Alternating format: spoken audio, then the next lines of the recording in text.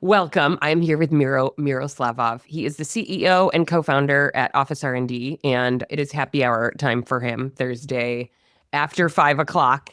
And it's early for me. I got my early workout in and wanted to chat with Miro about e-commerce, websites, doing business on websites, and OfficeRnD has just recently launched what they call their growth hub, and we'll talk about what that is, and more broadly, why e-commerce is important for your website and the function of your website, and a little bit about what Miro thinks is going to happen in terms of demand gen, where that's going to come from, given the growth of AI. So, Miro, thanks for joining me today.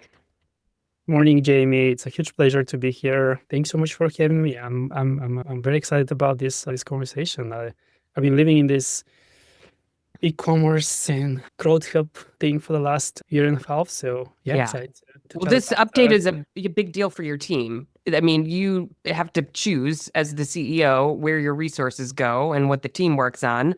And this was the big one.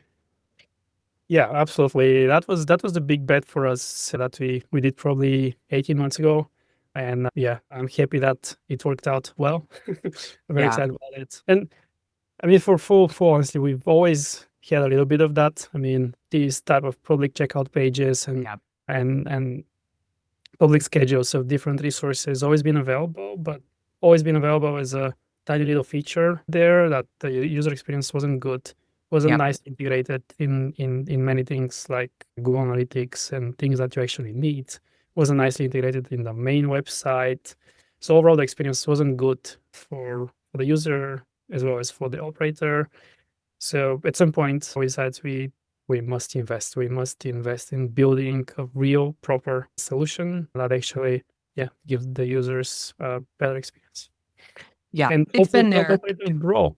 Yeah, exactly. Right. I mean, that's the goal, right? Is you're creating a tool that helps customer or help your customer, who's the co-working space operator, do business online. I mean, and facilitate things like meeting room bookings and some of the really, key aspects of our business. But, I'd love to hear you talk about sort of the broader themes like on demand, since, the pandemic has been a real growth driver for our industry, right? Like maybe a little unexpected. I was on with Charlie from the Mullen the other day, and he was like, "Oh, our meeting room revenue sometimes is, many times what we think it will be in a pro forma. Like just, everybody's still kind of figuring out." And they have a really cool product, this library product that they rent out for, it's not just a meeting room, it's a big gathering space, and just the demand for that type of product.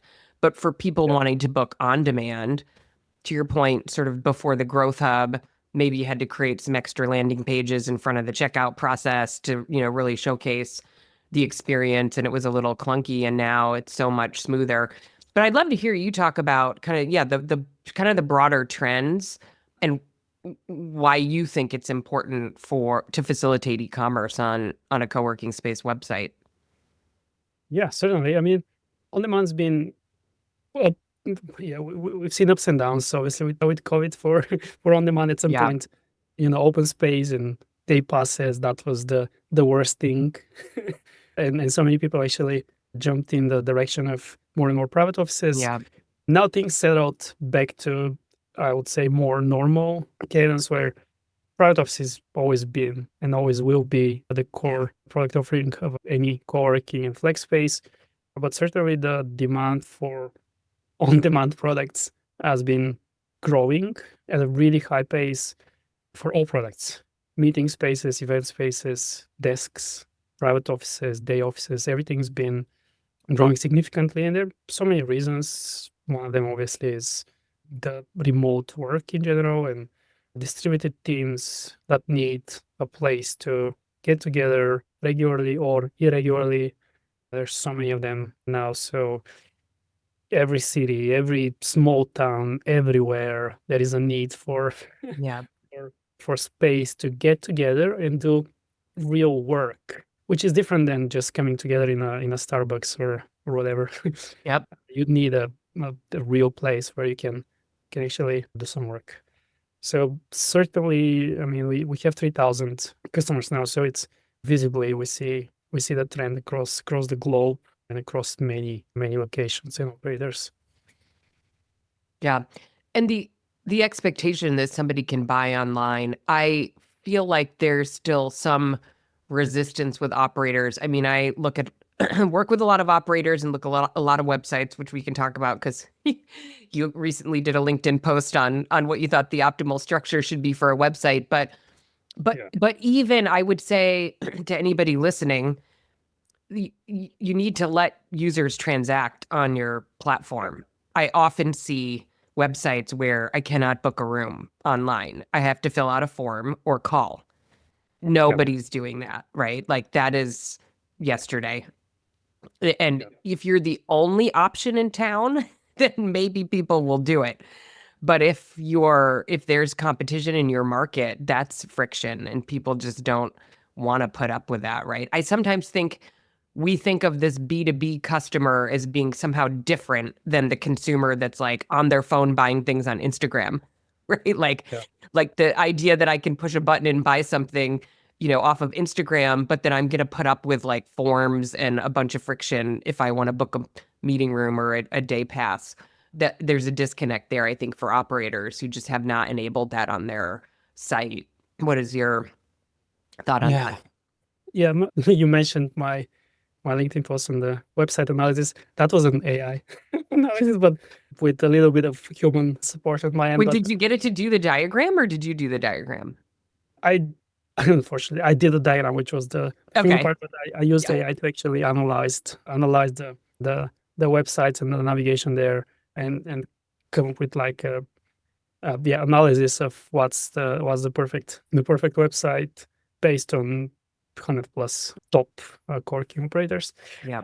Certainly, you need both options to be available on your website to book and to get in touch, some form or another. Yeah.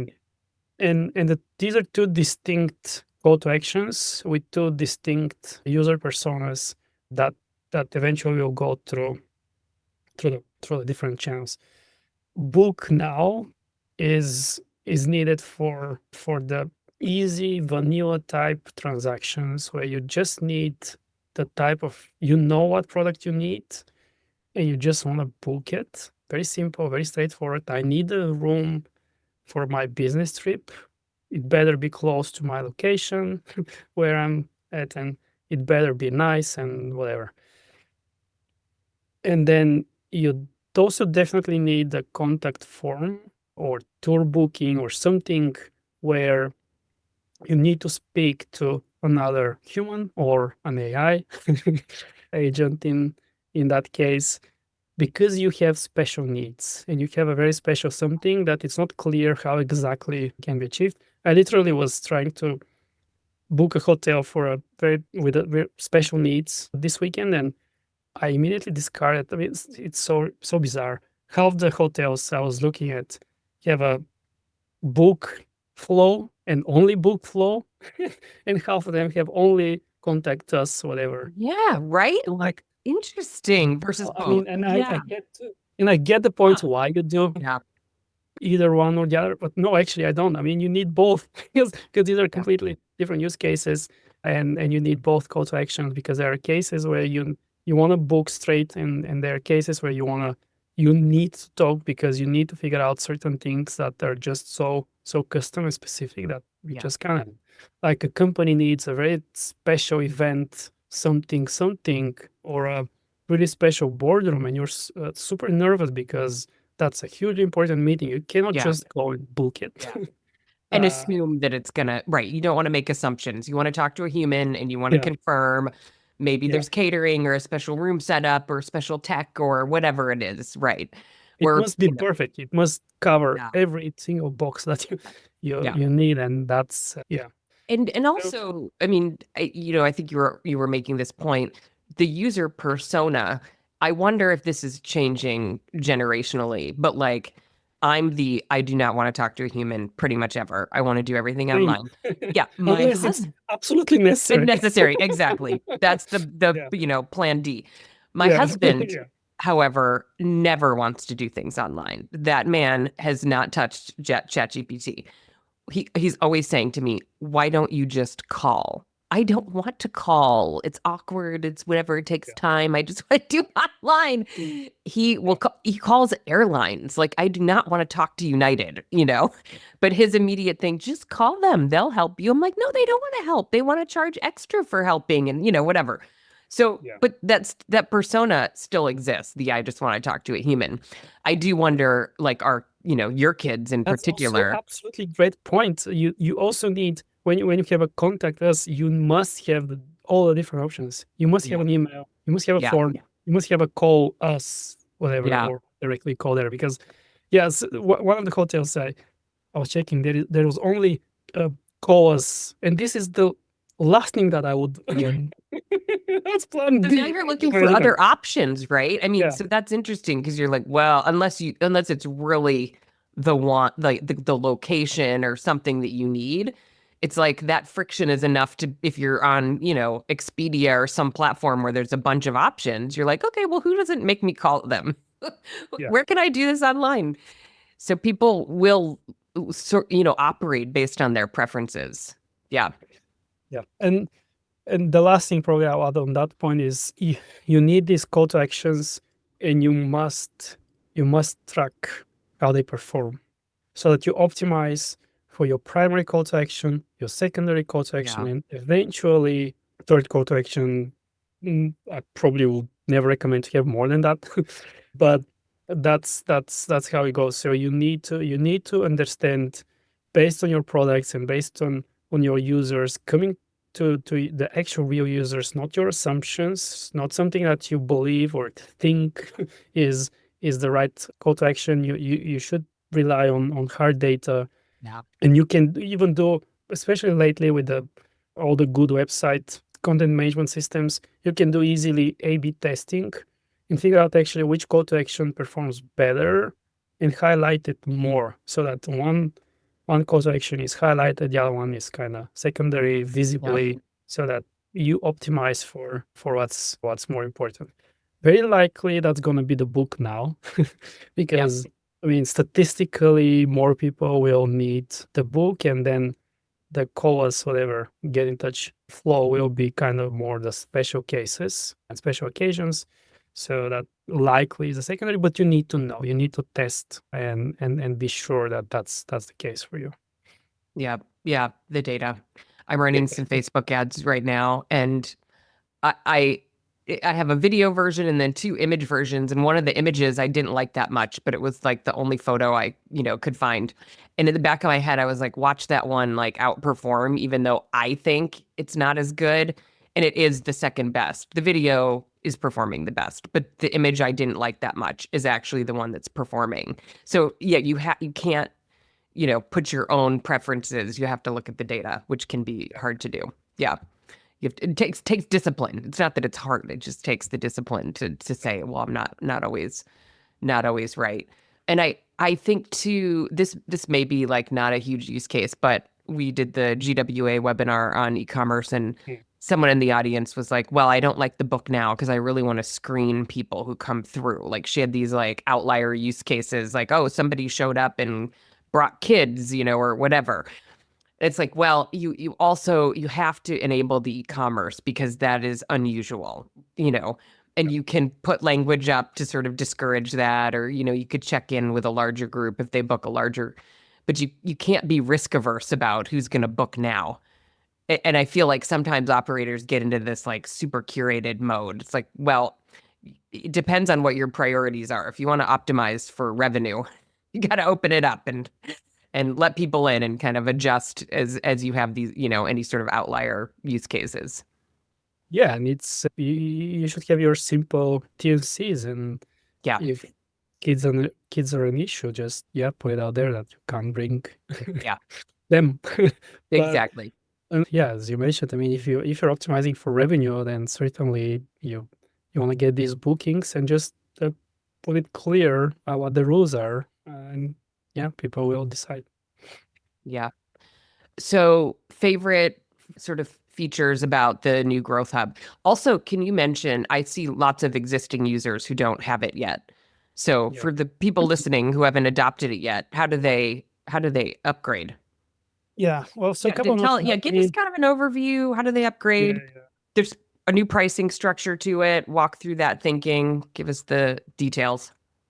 Yeah. So I mean, the way we think about our platform is now it finally became a real platform, meaning that it's something much bigger that consists of multiple products, which is generally the definition of a platform. So you have a platform and then you have multiple products that you can use or not use, so essentially interact with. And Growth Hub is one of them. We have Visitor Hub and other things coming up, and then the main platform. So Growth Hub is an option. So you may opt in if you want to. If you want to be, again, yeah, very serious about e-commerce. It's a dedicated e-commerce platform with huge investment on our side, and huge plans for the future. What it does is as typically for an e-commerce platform is a storefront fully embedding in the website. So you have actually two modes, two ways of using it. One is to be directly embedded in the website itself. So there is no redirection. It doesn't get you to another place or another similar looking website, which is something that we definitely wanted to try and see, and it worked very well actually. So most customers do it this way. So it's kind of fully in the website. So you don't lose context, you don't navigate to other places and things. Or you can use it again with a redirect, which is different experience. Maybe some people will prefer that. And yeah, it's fully focusing on the user. So everything that we do on that front is to actually test the user experience and figure out the best way for the user to achieve their goals and get the booking. That's all that our team cares about at the moment. With direct obviously integration with the rest of the OfficeRnD platform, direct integration with your Stripe account, so you get instant payouts, which is pretty important, obviously, for customers. Same revenue kind of management as everything else in the platform. So it's very tightly, of course, integrated with everything there. We've put a lot of effort into the experience, and now we're putting a lot of effort on other important things for overall making e-commerce work, which is the first thing is data. So we spend a lot of effort on integrating with Google Analytics so that you can see the entire funnel. So how your website and your e-commerce platform as part of it performs, which is the uh, absolutely essential for having any marketing strategy. Because when you see the data, you can easily make a decision if you want to invest more, how much more, what's performing, what's not, and how to improve it. So that was the, the second biggest thing after good user experiences. Now let's empower ad operators to have an absolute clear visibility on the data. And now we're moving into other exciting elements like dynamic pricing and custom flows for all sorts of different types of resources and things that can be booked or subscribed to, like memberships and things. Very exciting stuff. Obviously, maps integrations with Google and AI integrations with the different language models. So plenty of exciting exciting things with the main goal to sell more. I mean, be anywhere and where the users are and get them on board. I have a couple of questions. Are Yeah. you seeing people transact on small offices online? Do Yeah. you have enough kind of data to see like that's something people will do? Yeah, definitely. We see a lot of day offices and small offices, and people do book them or subscribe for small memberships. Yeah, Yep. that's Okay. that's an easier sell. I mean, it's is as easy as a dedicated desk in general to get an office for 1, 2, or Yep. up Exactly. to 3, 4. Yeah, and people are willing to do it online. Again, I feel like some operators have that like, well, we don't want people buying, so it's their choice, right? What assets they put, make book now on the platform. They don't have to put offices up, but you're seeing it happen. Yeah, and especially if it depends on the commitment, I think. I mean, if Hmm. you do more traditional kind of license agreement, like a yearly Yeah. annual contract, then that might be a little trickier and a Yep. barrier. But if it's like a monthly membership for a private office for one, Yeah. Yep. that's Click and buy. yeah, yeah, Yeah, totally. yeah, So I'd love to hear, and I'll put the link to your post on your analysis of optimal website structure. Can you talk about a couple of key things that you think are important on a website that operators like may not be doing, like the focus on the book now or the e-commerce? Like, what is the purpose of the website? And a couple of high level. You obviously don't have to walk through your whole diagram, yeah, but some of your key takeaways from that exercise. yeah. I mean, the book now is certainly should be the primary call to action. So that should be your themed covered button on the Yep. website, On the up to homepage, the right? up Yeah. to the right, Yeah. and then in the center or whatever left on the Like page. That's equivalent the with book a tour. Like it gets prime real estate. yeah. I would say that's the primary. Bookatory is the secondary. Ooh, Yeah. that's a hot take, Miro. You know? Okay. I well, I mean that, and again, you need to test that. You Yeah. need to test that, and you obviously And look at your analytics. A/B Yeah. testing. This is super easy. Super Hmm. easy to do. Like one version with book tour primary, book now secondary, and then swap it. See what happens. Yeah. You can run it in parallel, or 1 month after another, and easily see the data what performs better overall. How many tours versus how many bookings you're getting. So yeah, the perfect structure of the website. I mean, you need to very well articulate and real clear content and menu that follows your locations, a little bit about the space. But when I say locations, be extremely specific and clear. Your address, details about the locations. It's How many bizarre. websites don't even have the address? I know. I was looking at one I know yesterday. I it's was like, okay, I can't even find the address. It really should be in the footer because your yeah, NAP, your name, address, and phone number should match your Google business profile. And it should be in your footer so that Google can crawl it and check it. yeah. Yeah, period. No, Yeah. You know yeah, where your location is, yeah, but everybody else does not. yes, Yeah. yeah, yeah, yes, yeah, yeah. And especially, I mean, a lot of people travel. A lot of people are not local, so they may not speak the Yeah. local language, and so never use something that is not very widely recognized. Your products, obviously, you need a section about your products on the website. So everything that you offer, meeting spaces, virtual desks, different types of memberships, that goes without saying, but it needs to be there in the menu, and we have links to all the different products from where you can also obviously have the different products will have their own call to actions, of course, and certainly, I mean, for private offices, the primary call to action will be book a tour. For the other, many of the other products will be book now directly, book and pay, whatever. So yeah, and simple, clear content. I think that's the most important part of of the Yeah. website. And But also especially with AI, by the way, Mhm. AI, the models actually prefer simpler, nicer, well structured websites, which is a little different Google.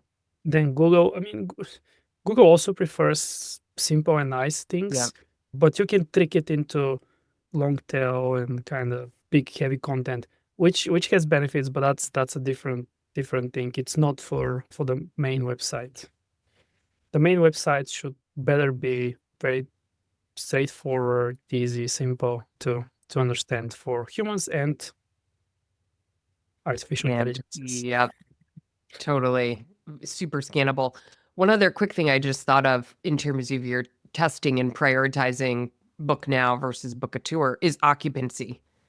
So you Mhm. might switch the priority, right? Like if you're at Mhm. 90, I was just, I'm working with an operator in New Jersey and I was looking at their site yesterday and their occupancy is 90% on their offices. And they have this 20-person training room that is really underutilized. And so Mhm. we need to make that like front and center. That's the priority. So the book a tour, right, might get deprioritized in that case because what the opportunity for revenue right now is really on demand. So yeah. Yeah, and in many ways, the book now is 100 times more valuable than book a tour. Yeah, you're starting to sell me, Miro. No, I mean, because to your think point, it's about it. about the data. It's like, well, yeah, no, you go. Sorry. You, you not just have someone coming for a tour, but they will pay for it. I mean, so you if someone goes through the booking process and buy a day pass or Yep, book a meeting room, I mean, they obviously will you're come for the getting a tour. tour. They're getting Yeah, the tour and the right. product, so they And will money. You experience get money from the, the yeah, yeah, product, yeah. and you're getting paid. So Yep, inevitably, that's so much better. I mean, that puts the potential user in the funnel, directly down the funnel, while the tour is up there in the prospect realm. You need to sell them much harder because they, yeah, I mean, they are directly experiencing the the part of the product. And of course, I mean, from there you can start million marketing activities to upsell them to a private office or anything based yep, on the information that you receive anyway. You will know if this is a company, a one-time user, freelancer, what type of a company is using this meeting room, are they local, blah blah blah. So you have a ton of information that you can use for your marketing purposes to upsell them yep. more workspace products. Right. Which is an important part of the sales funnel that a lot of operators are missing, I think. That what do we do with the leads? What campaigns are we running to upsell? Right. Like running specials on virtual offices or meeting room packages or so you're capturing that and that needs to go into your CRM and get Yeah. used. Yeah. Yeah, Uh, in our case, once this booking is made, that gets into the system and then it gets into HubSpot. And now, because we also reworked the HubSpot integration, we're just rolling version 3. It's really in the next couple weeks. You'll get also the all the details about the different products that they use right there in HubSpot, which can further allow you to segment the customers, put them in the right bucket, and start different marketing sequences for based on the type of products they used, which yeah. can further, yeah, automate your entire marketing motion. Yeah. And so I would, for the listeners who are paying for HubSpot and not doing anything with it, because that is super common. HubSpot's tricky for operators who don't have multiple sites Yeah. because the free version you can do almost nothing with, and then you're into the $600 to $800 a month version, which I consistently hear people are using but paying for and not really using. So either stop using it and use something much simpler, or pay somebody to set it up for you and set up these workflows, which you can easily do with Upwork, or you can get a contracted resource to do that for you and just get it set up and figure out some of those use cases. Yeah, it's fair point. I mean, CRM implementations and overall, well, there are so many HubSpot partners that Yep. can help, but it doesn't cost too much. But the outcome probably, well, will be worth it. Yeah, Um, exactly. The investment. I mean, to your point, now that the e-commerce is so important and then the data's there, do something with it versus not. yeah, Okay, we talked a little bit about website. We so you brought up this terrifying topic about how demand gen is going to shift over time, and maybe not in the next year or two it's years, although shifting already. yeah, I'm curious what you think. I mean, Vero and I were talking about our ChatGPT use cases. I do think it's hilarious that I'm a pretty avid user and it's still amateur, I think. So one of my sort of professional development, plans is learn better, how to use AI. But my, little feed, I started a new chat about, oh, the laundry soap didn't come out of my new Lululemon sweatshirt. How do I get it Yeah. out? To like, business strategy chats that I have, on in the with the voice app, like while I'm walking the dogs or whatever. It's incredible. And you mentioned, you needed a new watch and you asked it for recommendations and boom. So people are searching differently. Yeah, give us your thought on how that's going to impact how users find us and Google Ads and websites. And because Google Ads, I mean, that's my recommendation to operators. Like if you're opening in a reasonably competitive market, you know, get a, do a demand process with your Google Ads person. Use somebody like Ruben Lau, who's an expert at Spacefully. But, ads are a pretty good lever to pull, and Facebook ads can work too. You're concerned that that's going to shift. Yeah, tell me what you're thinking. Yeah, well, I mean, I'm not concerned. It's happening It's happening. faster It's here. than Yeah. than we also were hoping. So Google Ads works for every business. I mean, more or less. If you can measure the customer acquisition cost Yeah. and you compare it to your lifetime value of the customer, so essentially how much we're making. If it makes sense, then it makes sense. You invest more, you get more. It's declining rapidly. On its own. I mean, Google Ads on its own, it's declining rapidly for everyone, including us. We're seeing it. Everyone is seeing it. SEO as well. Yeah. SEO and SEM. So search engine optimization, search engine marketing. Overall, Google on its own is declining fairly rapidly, I would say. And it's no surprise. I mean, you brought it up. I literally bought a smartwatch today entirely in ChatGPT. I didn't even leave it kind of there. I put my everything that I needed. I don't like my Apple Watch. I want something different. Blah blah. Explained it extremely well. The thing recommended 5 options so well and explained so well why I need to buy one of them. I just bought it. It was that simple. And and of course this is hurting Google and overall the paid ads, because Yeah. otherwise if I go and search smart watches blah blah blah, I'll get like 5 sponsored ads and then I probably will click Yeah. some of them and then do whatever. So But it is takes so much time for you to go through that process through Google because you have to yeah. you click multiple links or do you hope you get some source like Wirecutter who's done the reviews. But I guess I mean that's a question though. I mean the models are pulling that content from somewhere. So Yes. yeah, where do we need to show up for that to Yeah. So what I'll get to your okay. question, but one step back. So, but ads in general work. So Google Ads on its own works still. It's in decline, but it's still working. Yeah, So as long as it's working, get it. that's that, totally. Right. that's obviously Yeah. the case. But overall, there's so many other ways, and there are display ads that work really well, and there are such good tools to actually utilize where you can run ads across so many channels, social and other websites. So you may land on different websites now in many different ways, but when you land on the website, actually you may still be served with a display ad Yeah.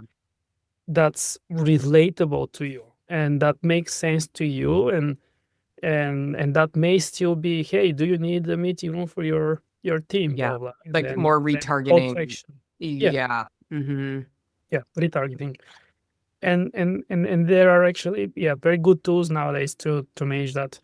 So ads in general work, and for your e-commerce strategy to work, you need to utilize ads one way or another, unless you have an extremely strong brand and somehow magically you get like hundreds of thousands of users a month, Yeah. which doesn't happen for But even, most I mean, normal people.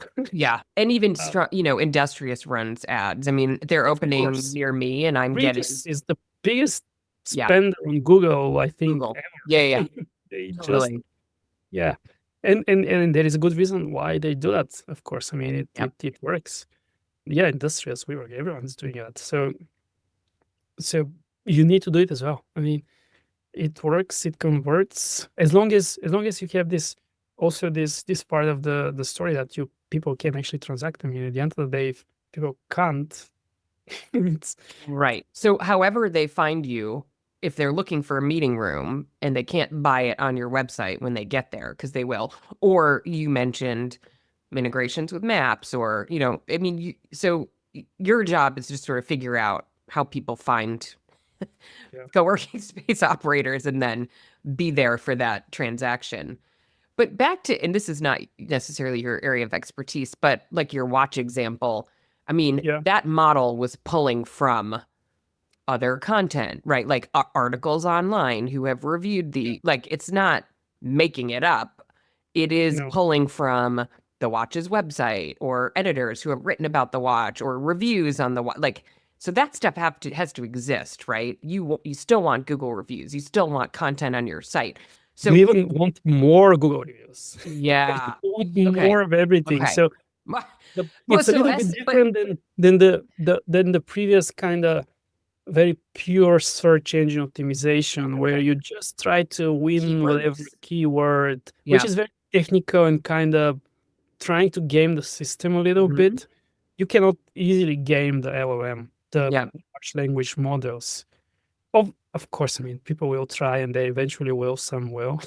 but you're right. I mean, the LLM will look at more or less everything and will heavily weigh into Google reviews, all sorts of reviews, map reviews, whatever the websites there are that actually compare watches. And even it probably watched most of the YouTube videos on that topic, knows exactly what's been Yeah. talked on So these content videos. marketing is still critical. Yeah.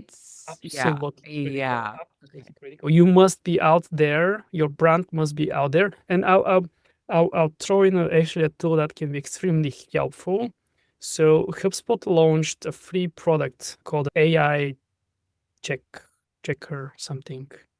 I'll drop it in the Okay. link, but it's completely free. So you go there and you type your brand and you get extremely good information and a report from the three main AIs at the moment: ChatGPT, Perplexity, and Gemini.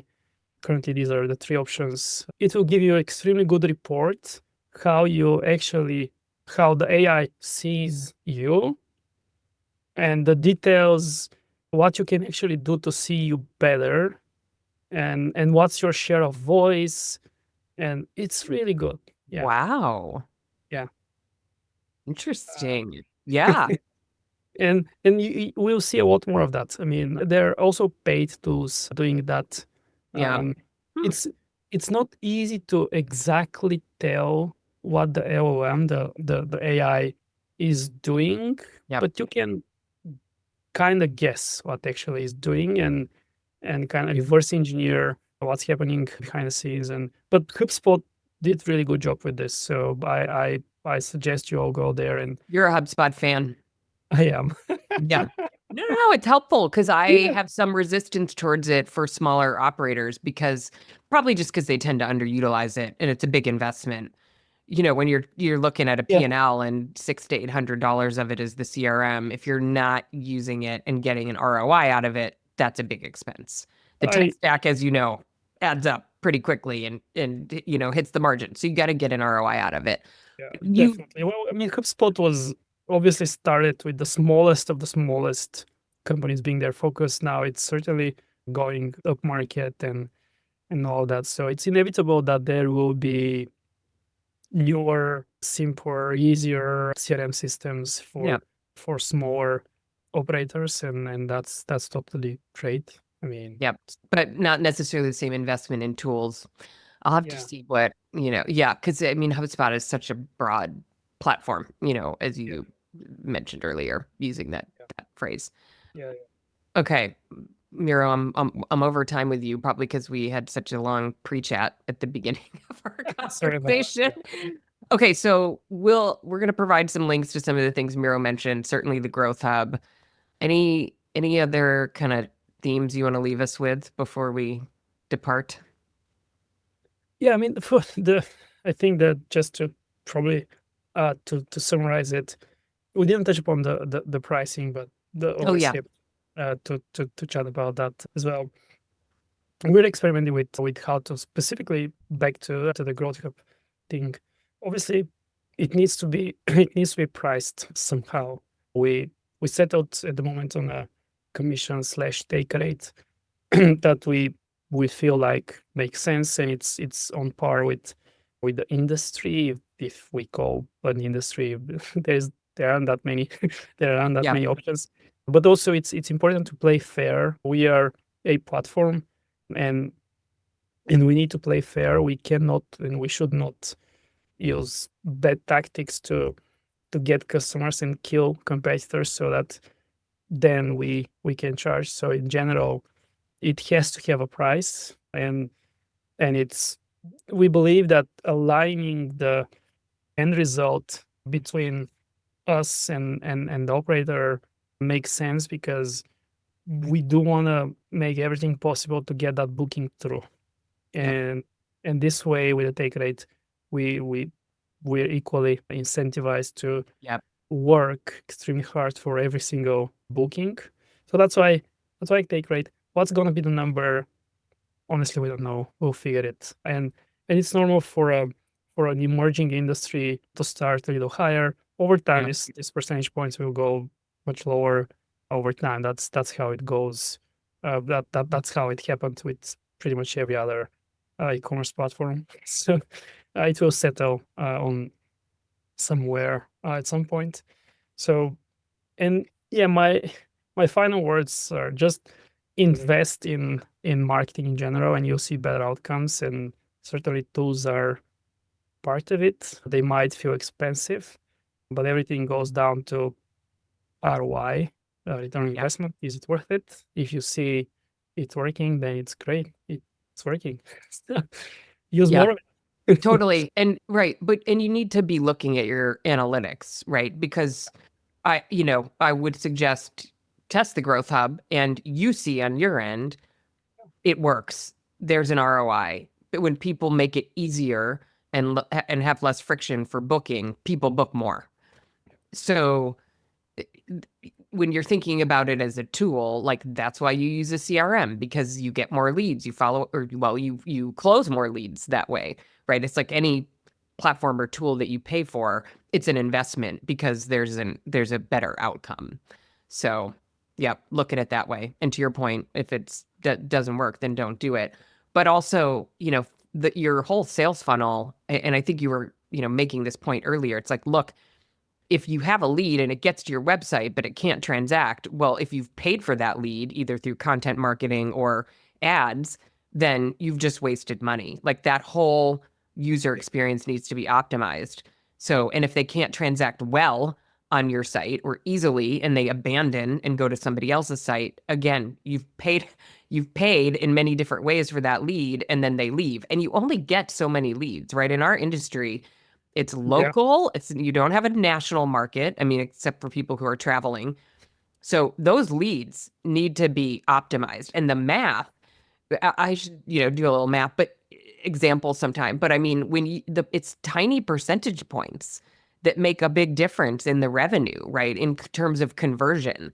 Like if you're getting leads in and then, you're converting, you know, 2% versus 3%, like that's actually a big difference in revenue, especially if it's recurring, if it's on, and or if it's a lot of on-demand leads that are bouncing because they can't do what they want. So the whole experience matters a lot more than I think. I'm always surprised when I do the math, even though I know it, right? It's like it matters a lot more than intuitively you think it does.